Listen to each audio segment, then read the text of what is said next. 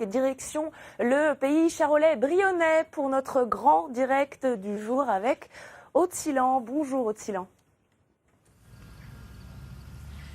Bonjour à tous, nous sommes ici dans le sud de la Bourgogne-Franche-Comté, quelques kilomètres derrière nous, et c'est déjà la région Rhône-Alpes-Auvergne. Nous sommes en pays charolais-brionnais, un pays qui veut postuler pour être inscrit au patrimoine mondial de l'UNESCO, un petit peu comme les climats de Bourgogne ou encore les paysages de Champagne. Le projet sera présenté demain au Sénat, on en parle tout de suite avec nos invités. Bonjour Tania, bonjour Dominique.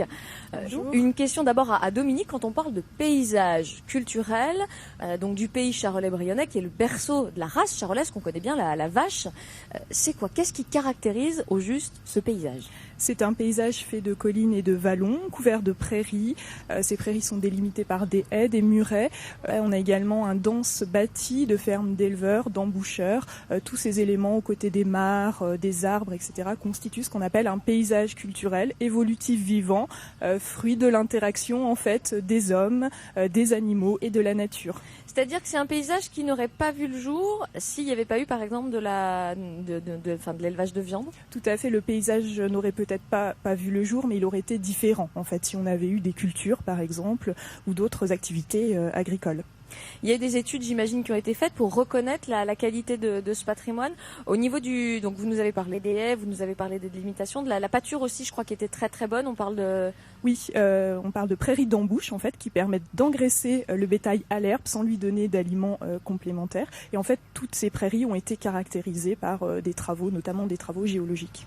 Les bâtis aussi, c'est particulier ici. Le bâtiment est lié aussi à l'élevage? Oui, tout à fait. On a un bâti qui est lié aux activités d'élevage, donc soit un bâti d'éleveurs naisseurs en fait, avec des grands bâtiments qu'on appelle des longères. C'est ceux qui en fait qui font naître les animaux, voilà. Et ensuite animaux. Ceux qui les engraissent à l'herbe, qu'on appelle les emboucheurs en fait, qui ont des maisons plus cossues en fait. Parce qu'il y avait plus d'argent, parce que du coup c'est la partie. Voilà, plus riche. l'activité commerciale permettait une certaine aisance en fait de ces emboucheurs. Tania, quelle idée, vous êtes directrice ici du pays charolais-brionnais, quelle idée de postuler au patrimoine mondial de l'UNESCO? Alors en fait, c'est une idée de notre président, donc Jean-Marc Nem, qui est président du pays et maire de Paray-le-Monial, qui a proposé cette candidature aux élus fin 2011. Et c'était après en fait le fruit de plusieurs travaux en matière de valorisation du patrimoine et de préservation des paysages. C'est ça l'intérêt, c'est vraiment de promouvoir le pays et de le protéger? C'est ça, il y a les deux aspects en fait. Il y a l'aspect préservation, donc c'est notamment ce qu'on essaye de faire autour d'une charte architecturale et paysagère, c'est-à-dire que le territoire se développe mais qui respecte quelque part son identité, et la promotion pour faire connaître notre territoire. Est-ce qu'il n'y a pas une crainte de mise sous cloche? Alors non, parce qu'en fait on est bien sur on parle de préservation. Oui. Alors on est bien sur un paysage culturel évolutif vivant au sens de l'UNESCO. Donc c'est bien le travail quotidien en fait de l'homme sur ce territoire qui fait que ce paysage évolue au fil des saisons, au fil des années, mais qu'au final, on a une trame bocagère, une trame de murets, etc., qui est restée. Si on est inscrit au patrimoine mondial de l'UNESCO, concrètement, il faut pas se leurrer, c'est aussi pour attirer les touristes. Ça rapporte combien en plus? Vous avez une idée, vous avez une évaluation de combien de touristes pourraient venir en plus justement sur ce territoire?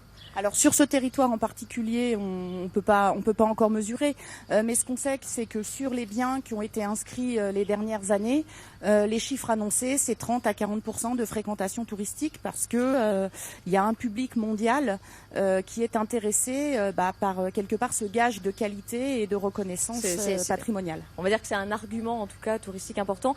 Là très concrètement, avant de postuler à l'UNESCO, il faut d'abord que la France accepte le dossier, c'est bien ça? Voilà, c'est ça. Il y a différentes étapes. Donc il y a eu une étude de faisabilité qui a été conduite par Dominique à la demande du ministère de la Culture.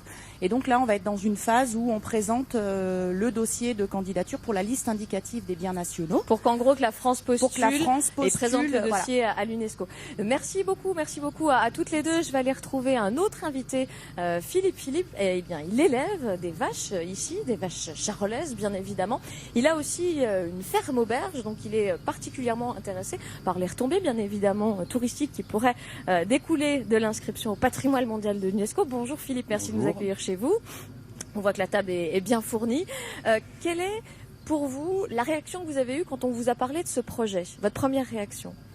Alors la première réaction, moi je dirais qu'elle était positive. Je pense que ce projet est un beau projet pour notre territoire. Donc j'ai tout de suite souscrit voilà, à cette idée. Est-ce que vous avez le sentiment qu'en France aujourd'hui on méconnaît ce territoire, ce pays charolais-brionnais qui est quand même assez loin de tout entre guillemets? C'est vrai, quand on parle de la Bourgogne, on parle surtout du vin, et c'est à notre grand regret souvent. Le Charolais-Brionnais est un petit peu au sud de la Bourgogne et je pense qu'il a besoin d'une reconnaissance forte. Il a 2 AOP, notamment la viande, mais on pense aussi le fromage, Oui, le fromage de chèvre. Est-ce que vous, ça peut, on va dire, voilà, vous apporter concrètement quelque chose si vous êtes inscrit au patrimoine mondial de l'UNESCO? Je pense que pour les AOP, ça sera un petit plus. Parce que notre produit est déjà bien calé, il commence à être reconnu. Mais je pense que si on est inscrit, on est reconnu au niveau du patrimoine, ça sera encore beaucoup mieux pour la valorisation de notre produit, quoi. C'est-à-dire que ça rapporte un petit peu plus, ça le fasse plus connaître et puis qu'il soit plus diffusé. Pour l'instant, ça reste un marché de niche, on va dire. On voudrait que ça soit beaucoup plus développé. Et vous pensez que ça peut attirer plus de touristes? Que ça peut attirer plus de monde? Je pense, oui, que ça peut attirer. Quand on voit les autres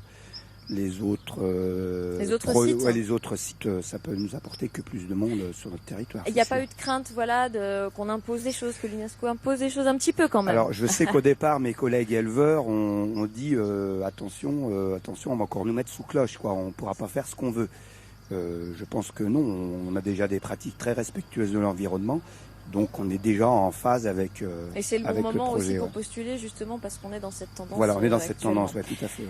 Eh ben merci beaucoup Philippe de nous avoir accueillis chez vous. Et puis je vous rappelle que le projet de candidature donc à l'UNESCO sera présenté demain au Sénat pour le pays charolais-brionnais. Tout de suite, c'est la fin de votre journal. Nous, on va peut-être se mettre à table. Non, ça a l'air pas mal. Sans problème. Merci beaucoup Rodé et bon appétit. Revenons à présent sur la